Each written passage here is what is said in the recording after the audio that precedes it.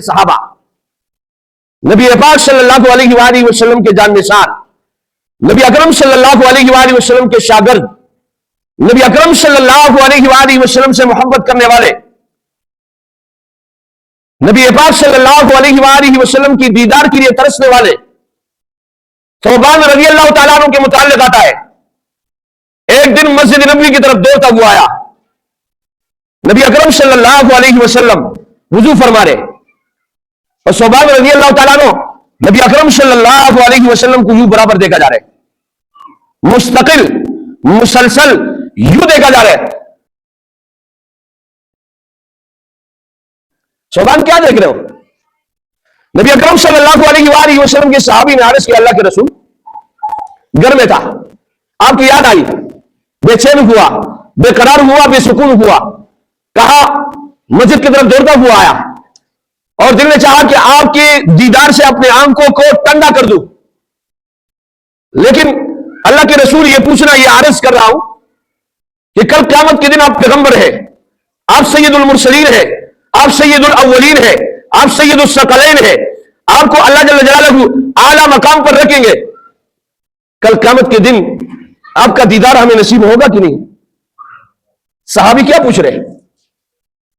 نبی اکرم صلی اللہ علیہ وآلہ وسلم نے مجدہ سنا دیا اور فرمانے لگے، ثوبان بالکل دیدار نصیب ہوگا، اور سن لو، المرء مع من احب، کل قیامت کے دن وہ شخص جو جس سے محبت رکھے گا اللہ جل جلالہ اس شخص کو اسی کے ساتھ اٹھائیں گے، المرء مع من احب۔ تو اس لیے صحابہ کرام رضوان اللہ تعالی علیہم اجمعین اگر انبیاء کی طرح معصوم نہیں ہے، لیکن اللہ جل جلالہ نے ان کی مغفرت کا اعلان کر دیا اور فرمایا رضی اللہ عنہم ورضوا عنہ، اللہ جل جلالہ ان سے راضی ہے اور وہ اللہ رب العزت سے راضی ہے، یہ مجدہ سنا دیا۔ اولئک هم المؤمنون حقا، وہ سب سے پکے ٹکے مسلمان ہیں، اولئک علی ھدی من ربہم واولئک هم المفلحون، وہ کامیابی پر ہے۔ اللہ جل جلالہ اس لیے صحابہ کی ایمان کے متعلق فرما رہے، ارے مسلمانوں اگر ایمان لانا ہے تو صحابہ جیسے ایمان لاؤ، صحابہ جیسے ایمان لاؤ گے ہدایت یافتہ ہو جاؤ گے۔ اب صحابہ کی سیرت کو اگر دیکھا جائے، صحابہ کیا کرتے تھے؟ عمر بن خطاب رضی اللہ تعالیٰ عنہ کے متعلق آتا ہے، جب عذابات آئے، مدینہ کا زمین ہلنے لگا اور عمر بن خطاب رضی اللہ تعالیٰ عنہ نے اپنے پاؤں سے زمین کو ٹوکر سے مارا اور کہا رک جا، کیا میں نے آپ پر انصاف نہیں کیا؟ تاریخ گواہ ہے، آج تک زلزلہ نہیں آیا۔ اسی طریقے سے ایک گورنر نے رکا بھیجا، یہ میں آپ کو بتا رہا ہوں، جب انسان اللہ کی عبادت کرنے والے بن جائے پھر ساری کی ساری چیزیں انسان کے تابع ہیں، کیونکہ اللہ رب العزت فرما رہے وَالَّذِي خَلَقَ لَكُم مَّا فِي الْأَرْضِ جَمِيعًا، یہ جو زمین میں آپ کو جو کچھ نظر آ رہا ہے، یہ زمین جو بچھی ہوئی ہے، یہ آسمان جو چھت بنایا ہوا ہے، یہ سورج جو نکلا ہوا ہے، یہ چاند ستارے جو آپ کو نظر آ رہے ہیں، اللہ رب العزت فرما رہے وَالَّذِي خَلَقَ لَكُم مَّا فِي الْأَرْضِ جَمِيعًا، یہ سارے کے سارے آپ کے فائدے کے لیے، پھر سارے کی ساری چیزیں تابع بن جاتی ہیں۔ زمین سے کہا ہلنا بند کر، زمین رک گئی۔ گورنر نے خط بھیجا، دریائے فرات سرکشی کرنے لگا ہے، یہاں کے لوگوں کا قانون ہے کہ جب یہ سرکشی کرتا ہے تو پھر جو ہے لوگ اس میں ایک خاتون کو ڈالتے ہیں اور اس کی وجہ سے یہ جاری ہوتا ہے۔ تو عمر بن خطاب رضی اللہ تعالیٰ نے ایک رکا لکھا اور دریا کے نام لکھا، کہا اگر اللہ کے حکم سے چلتے ہو تو چلو، سرکشی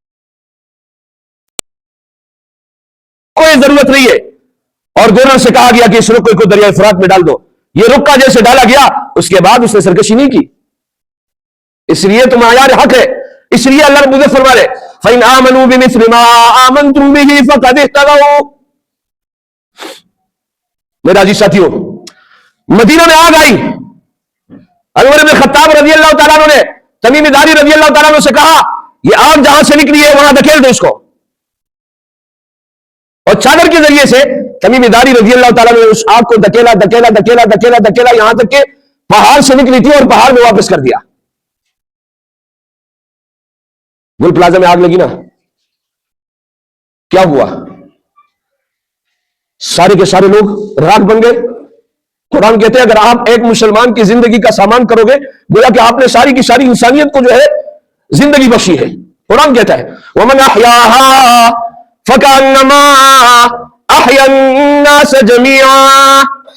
اب حضرت عمر بن خطاب رضی اللہ تعالیٰ عنہ جیسے حکمران کہاں سے لائے کہ جو زمین کو کہہ دے ہلنا بند کر, جو دریائے فرات کو رک لکھ دے, سرکشی ختم کر دے, جب آگ نکلے تو چادر کی زمین سے اسے واپس کر دے. فائر بریگیڈ کی ضرورت نہیں تھی. اس لیے میرے رب فرما رہے ایمان لانا ہے, صحابہ جیسے ایمان لاؤ ہدایت یافتہ ہو جاؤ گے. صحابہ جیسے ایمان لاؤ ہدایت یافتہ ہو جاؤ گے. ان کا قول ہے اگر یہ دریائے فرات کے کنارے ایک کتا ایک جانور بھوکا مرتا ہے, کل عمر بن خطاب رضی اللہ تعالیٰ عنہ سے سوال ہوگا. آج ہے حکمرانوں میں یہ چیز, آج ایمان کا یہ درجہ ہے حکمرانوں میں. اس لیے پھر ان کو لڑنے کی ضرورت نہیں پڑتی تھی. آج مسلمان ہر طرف سے مارے جا رہے ہیں. ایک تو کفار کی طرف سے ہر طرف سے مسلمانوں کو یرغمال بنا دیا گیا ہے, اور دوسری طرف سے مسلمانوں کا ایمان اس حد تک نہیں ہے. جو دل میں آتا ہے, جو عقل میں آتا ہے, اس کو ایمان سمجھ کر جو ہے کام کرتے ہیں, اور جو دل میں نہیں آتا ہے سب سے پہلے مولوی صاحب سے جو ہے اس کے عقلی دلائل پوچھتے ہیں. کیا فائدہ, ہم نماز پڑھتے ہیں تو کیا فائدہ, نماز سے کیا ہوگا, قربانی کرتے اس سے کیا فائدہ, قربانی کے پیسے غریب کو دیے جائے, حج ادا کرتے اس سے کیا فائدہ, یہ پیسے کسی غریب کو دیے جائے, عمرہ ادا کرتے اس سے کیا فائدہ, عقلی دلائل. پھر جب مولوی صاحبان سمجھاتے کہتے جناب یہ 1400 سال پہلے کی بات کر رہے, چھوڑو یہ مولویت والی باتیں ہیں. ہم جو بات کر رہے ہیں وہ 1400 سال پہلے کی ہے, لیکن جس روش کو آپ چلے ہو وہ فرعون کے زمانے کی باتیں ہیں. وہ وقت ہے جس کو آپ, جس تاریخ کو فرعون نے دہرایا ہے. دورہ یہ کر رہا تھا میرے عزیز ساتھیوں, ایمان کا آرڈر مجھے اور آپ کو اور سارے مسلمانوں کو اللہ جل جلالہ نے صحابہ جیسے ایمان لانے کا کہا ہے. پھر آپ کے آرڈر سے زمین کا ہلنا بند ہوگا, پھر آپ کے آرڈر سے دریا کی سرکشی ختم ہوگی, پھر آپ کے آرڈر سے آگ جو ہے وہ پہاڑ میں واپس آئے گا, آگ بجھے گا. آرڈر ملا ہے ایک مومن کا, ایک مسلمان کا, ایک امیر المؤمنین کا. میرے عزیز ساتھیوں اسلام کامل اور مکمل ہے. اسلام الیوم اکملت لکم دینکم واتممت علیکم نعمتی ورضیت لکم الاسلام دینا کا مجدہ سنا دیا گیا ہے. پھر میرے عزیز ساتھیوں جو لوگ صحابہ کے قریب ہو عملاً وہ لوگ کامیاب, اور نبی پاک صلی اللہ علیہ وآلہ وسلم فرماتے کہ انبیاء کے وارث علماء ہے.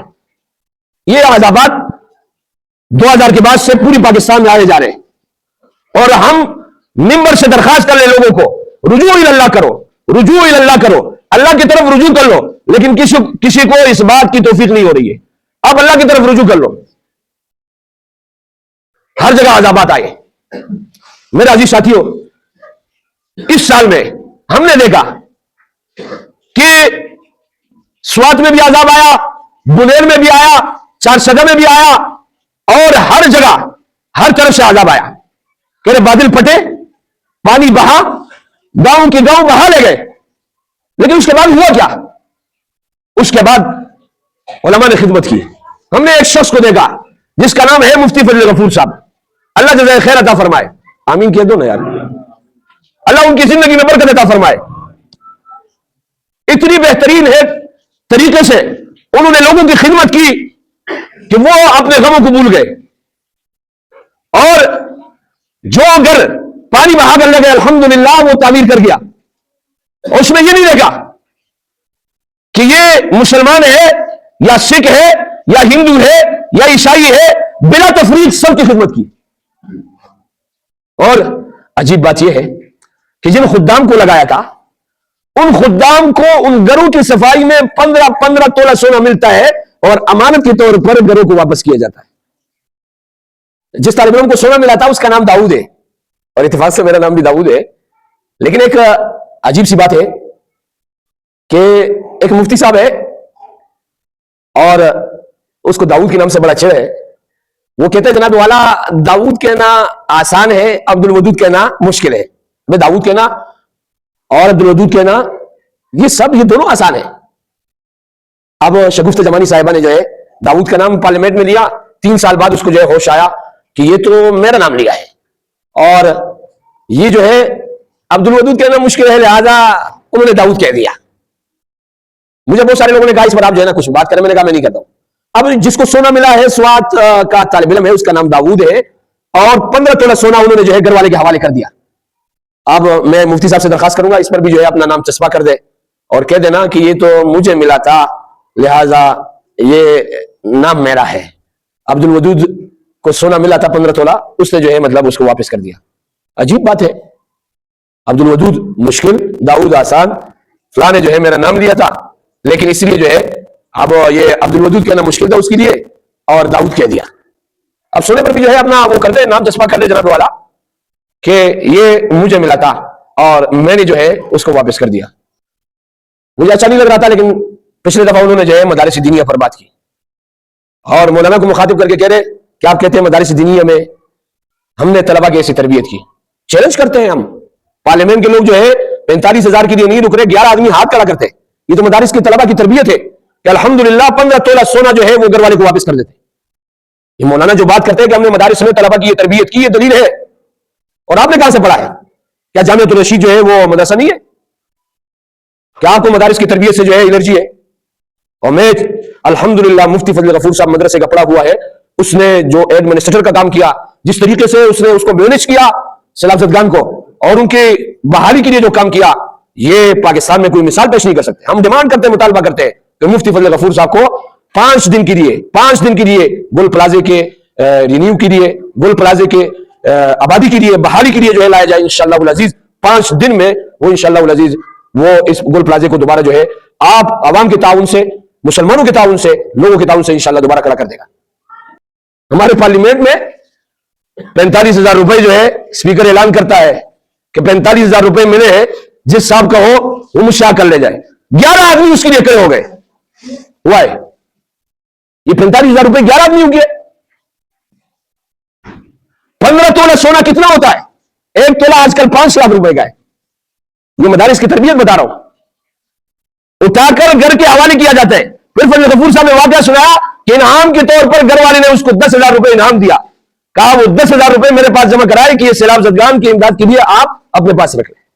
یہ مدارس کی تربیت ہے، یہ صحابہ کے نام لیوا ہے، صحابہ کے نام لینے والے ہیں۔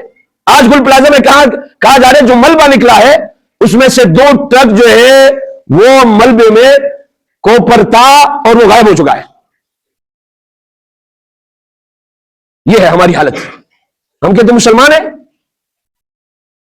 تو میں عزیز ساتھیوں آپ کو بات کر رہا ہوں، ہمیں چاہیے کہ جس طریقے سے انہوں نے وہاں خدمت کی، 10 دن کے لیے گل پلازے کے لیے ان کو بلا دیا جائے انشاءاللہ العزیز۔ یہ علماء کرام، یہ طلبہ کرام میں گیا، میں نے دیکھا ایک داخل میں بنی اٹون کے طلبہ وہاں پہ ہے، داڑھی پگڑی والے ہیں، اس طریقے سے جو کہ مذہبی جماعتوں سے تعلق رکھنے والے ہیں، چاہے وہ دیوبندی ہو یا بریلوی ہو یا پھر اہل حدیث ہو، مذہبی جماعتوں کے لوگ خدمت کرنے والے ہیں، وہاں خدمت کر رہے ہیں۔ تو اللہ رب العزت ان کو جزائے خیر عطا فرمائے۔ باہر کے ایک انسان کی زندگی کو مہیا کرنا، اللہ رب العزت فرما رہے ہیں ومن احیاھا فکانما احیا الناس جمیعا۔ اگر آپ نے ایک انسان کی زندگی جو ہے وہ آپ نے ان کا سامان مہیا کیا، گویا کہ آپ نے ساری انسانیت کو زندہ کر دیا، آپ نے ساری انسانیت کو زندہ کر دیا۔ باہر کے اللہ رب العزت اس قسم کے عذابات سے اہل کراچی کو بچائے۔ اللہ گل پلازے میں جتنے لوگ شہید ہو چکے ہیں ان کی شہادت کو اپنے درباری عالیہ میں قبول منظور فرمائے، اور جو نقصانات ہوئے اللہ رب العزت اپنے غیب کے خزانے سے پورا فرمائے۔ وآخر دعوانا ان الحمدللہ رب العالمین۔